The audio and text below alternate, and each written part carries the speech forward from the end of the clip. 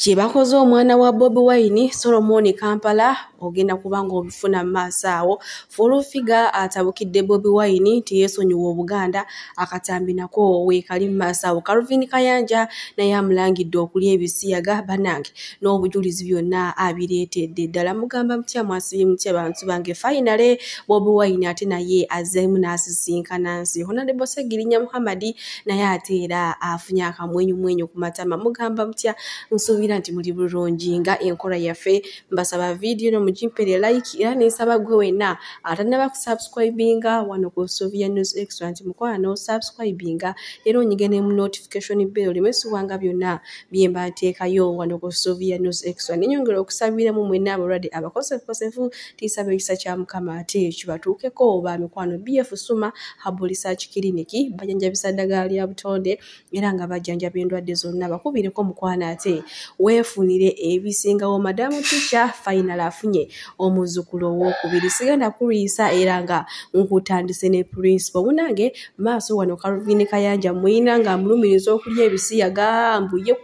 kuva dda abantu bonna be yali yeegomba okufaanana mu munange bonna bali babisiyaga Calvin Kayanja mwina maaso wano ng'ate atuwa n'obujulizi bwino yenna amusombodde amumazeyo bannange anti nga yakwesibyeko Calvin alinga kayinja soda banupu kano mwaka ulira obansinikire muli ebinnya of course njagala kubeera nga ba Beckham njagala kubeera nga ba Puff Daddy nabagamba Kadingo yegomba basiyazi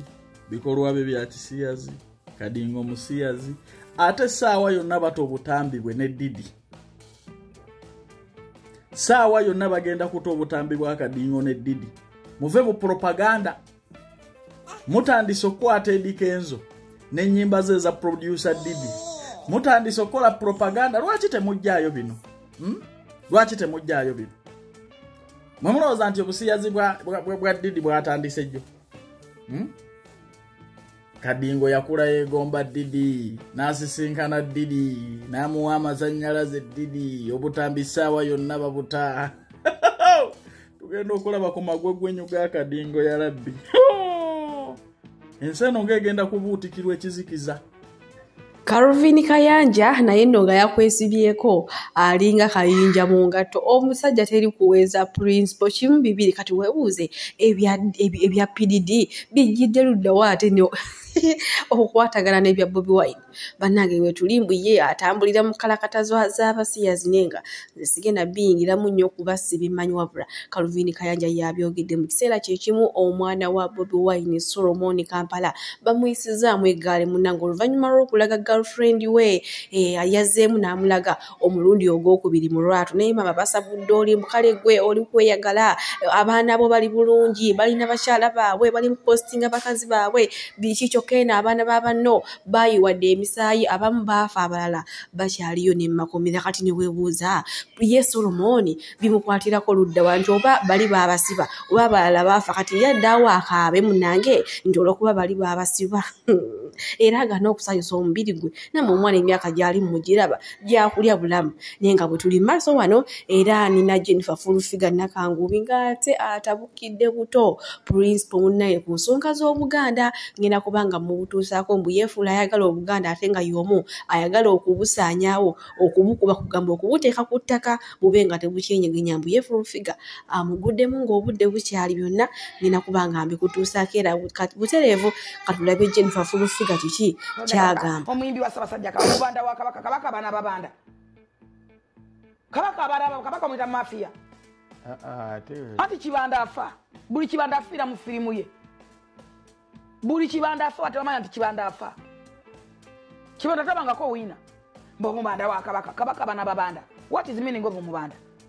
omanche kitegeeza ntina bimutuma anti ze katigula kyokaya mbomubanda Kabaka tabana babanda bagenda Mengo nga bafuna sympathies abwana butandise kuvuma Ssaabasajja Kabaka kubigula manyima merere kukola kutya kuvuma Katikkiro na kuvuma mama Nnabagereka n'abaana ba Ssaabasajja Kabaka babavumidde mu lwakyagulanyi bano abasajja bano bagundi basegona bate bavuma naye bonna obuganzi babujja Mengo nono mukazi w'emukono obuganzi babujja Mengo bagundi bonna Berias Lukago, Obuganzi Babu Jamengo, Bampuga Bonabona, Obuganzi Babu Jamengo, and Namre Lukagonga, Swara Masoga Katikio, Obuganzi Babu Jamengo, Baruta Maguzi, Batsoka Mengo, Wana Mengo, and a Mengo, Robaka Buganda, Jeva Jassi passes on about Jeneva, but politics. Baba funo kusoma za politics ne batandika tenerio kumanyira Sabasa Jakabaka nani twamulabeko Jennifer Fulufiga ngani natone jeno agamya Fulufiga banaye nga yakulemeddeko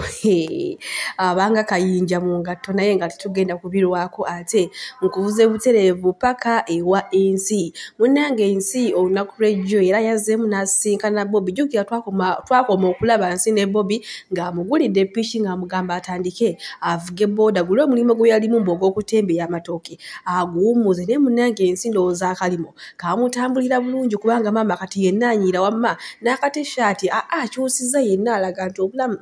tebukyatigama tebukyali kyekimu nga luli we yali tanaba kusisinkana Bobby Wine kale wamma ali abadde ssanyu Jerere nga principal azzeemu era ogasimbagana ne insi omwana yalaga omukwano naye era nga mu kiseera kyekimu ne Honorable Segirinya Muhammad olunaku lw'ejjo bw'atyo munnange era bwe yakutemu eddene n'agenda ku kitebe kya Nuupu e Makerere Kavule era n'asisinkana omwami principal wabaddeyo emisomo egyabaddeyo ekigasa ensi yaffe eggwanga nenga ye bambi Honorable Segirinya yabadde ssanyu Jerere ng'ate addamu okusisinkana omulundi principal era ng'ono teyabadde yekka wabula yabadde ne maama we kale nenga katusabe omukama amutereereze ddala abanange obulwadde obw'omusumbuwa bugende bwe tweyongerayo ne madamu teacher Honorable Betty Namboze naye n'omunnange olunaku olwaleero awezezza omuzzukulu ow'okusatu oh my god awezezza omuzzukulu ow'okusatu so bambi tumwagaliza birungi tumwagaliza bisinga ne bebi waffe azadde ne bebi ati bonna babeera ba bebi ku sayidi ya madamu teacher madamu teacher naye yayongerezaako ku nsonga za Honorable Sekibogo yagambye nti teri kusonyiwa muntu kubanga ffenna ebintu tubikola tumanyi kale bwe tuli bwe tweyongerayo ewa Fulufiga munnange maasawo nina TikTok Love Masa avuddeyo n'amusaba ekisonyiwo oluvannyuma lw'okumuteesa bamuloge bamusuule eddalu ye ne Naguli Donasia naye munnange ndowooza ye n'amaani yeekuba mu mutima n'agamba okusuula ono omukyala eddalu tekigenda kukola kati mulina maaso wano nga yeetonda bannange abantu bulijjo balogo we batyo naye nga lwaki oba ologo omuntu gw'otalinaako buyinza bannange Love Masa alina olugambo abyogedde mikwano ntwala okwetonda kwange eri omukyala Fulufiga n'omukyala Adija Kigozi bambi Donasia yali ayagala kutta abantu abo era kyova olaba yakola vidiyo n'abagamba nti gwe Fulufiga nja kukyamya omumwa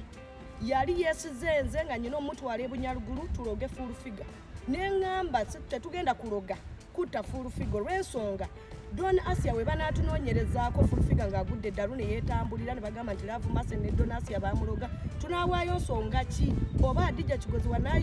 waneetambulirako tunaawa nsonga ki awatali musango bwentyo bwe nava mu Donasia ng'ayagala kutta ki bantu abo nenva ku Donasia nze nasooka okudduka Donasia nga yeesizenze mutwale bunyalugulu era nga tuteeseza naye byalimu okutta nengaana kuba yagamba ayagala kutta Fulufiga amukyamya omumwa oba eiza amukubye accident omuntu ye mulaba edduka ate mulowooza Love Masa taswaziza Naguli Donasia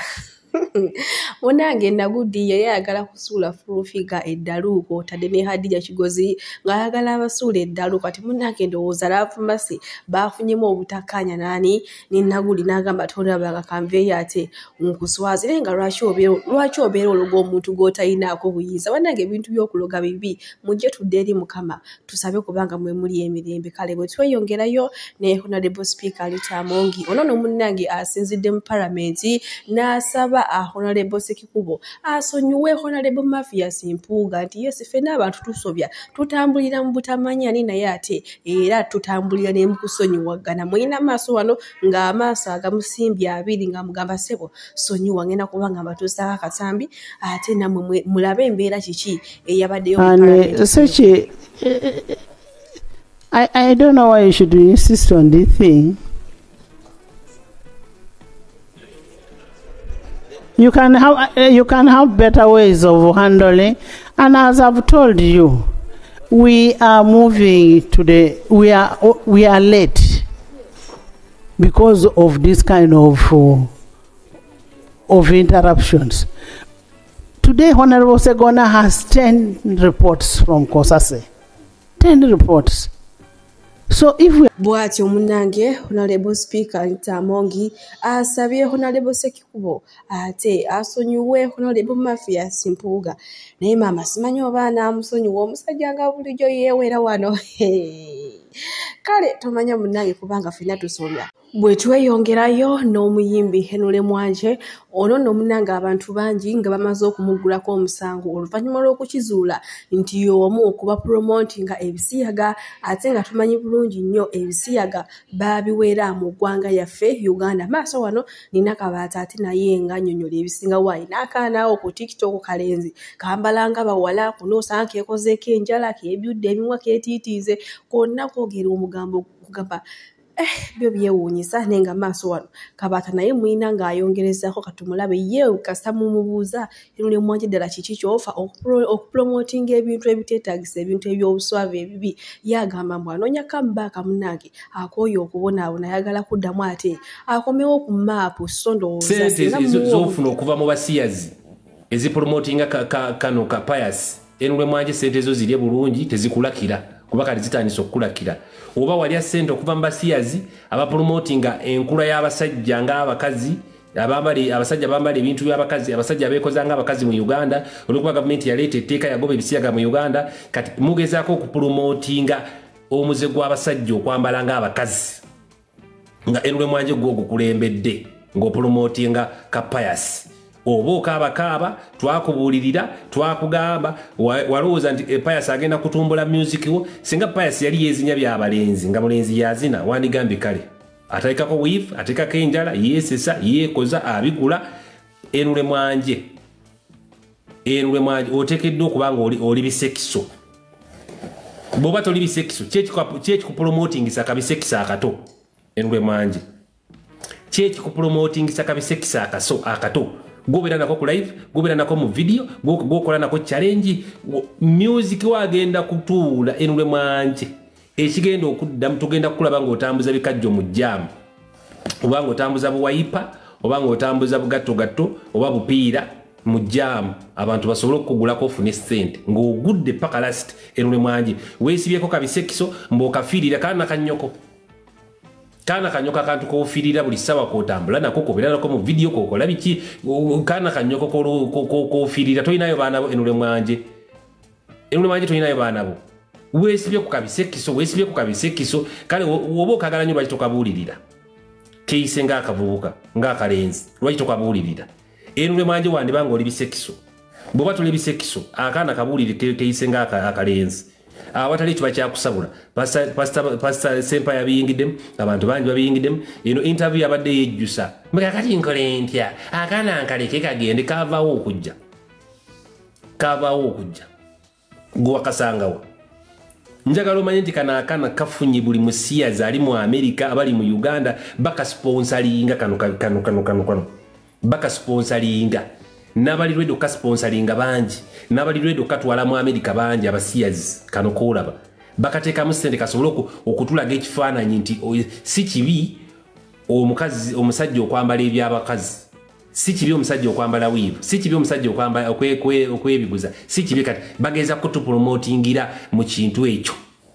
nti n'abaana bonna abandirowoozeza okwambala bwe batyo bakirabe nti yakiri nnomu olaba ne Pius abyambala olaba ne Pius yeekoza teri n'omu yamugambako kati bino ebiriwo ssaawa zino ono Henule Mwanje nze nali kyaliwo Henule Mwanje naye kati sikyali kyaliwe Henule Mwanje sirikyaliwo Henule Mwanje n'akamu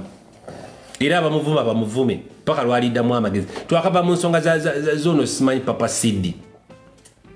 twakava mu bizibu bya Papa Sidi tukyali mu bizibu bya model music tuli wano ffenna ensi etuuba twakava mu bizibu bya Asakaima tuli wano ffenna tetutegeera kiddako abasiyazi bafuusa abasiyazi batandise okupromotinga abaana abato kati baabo bali mwalaba ono waakono ku internet ayitibwa simanyi Get Please ono waakono ku internet ayitibwa Get Please musawo Namaganda Silivia era nga ndi musawo omutendeke ate era nga nkola n'ekitongole kibayita Bright Future Superior Unique Manufacturers ebirungi kikola eddagala erya habo nga lirya 100% natural. Alina osteoporosis, alina rheumatoid arthritis, alina ebirwadde biri mutawaana bya joints, omugongo, afunye accident, bannange byose byenjawulo. Kaddio kitegeeza omutima, fasitula kitegeeza era olina omuntu takyajjukira ebyavudde olusi yeerabirayo, alina Alzheimer's, memory loss, olina omwana takola bulungi mu kilaasi, bannange omuliza akyankalana eddagala likola bulungi ku baana. Tulinamu katinga kano bayita prostate relax. Kano akadagala kayamba abantu okutangira prostate cancer, kabayamba alina prostate enlargement, bannange olina kansa atandiikiriza ali mu stage esookola ey'okubiri. Mugambe oba sisitawo oba bradawo oba mukwano mugambe ajja kusa akadagala kafe kano tagenda kuddamu kulowooza ku ebyo ebirwadde. Enkwaso ze tezimala, kamuyamba okuyingiza enkwaso ze n'okukyawo. Bannange tulina Expowerman, bw'abanga alina enkwaso ze tezimala, kano kayamba okuyingiza enkwaso ze. Afuna premature ejaculation, bw'aba tuuse mu kisaawe amala mangu, kano kandida oba any harmful bacterias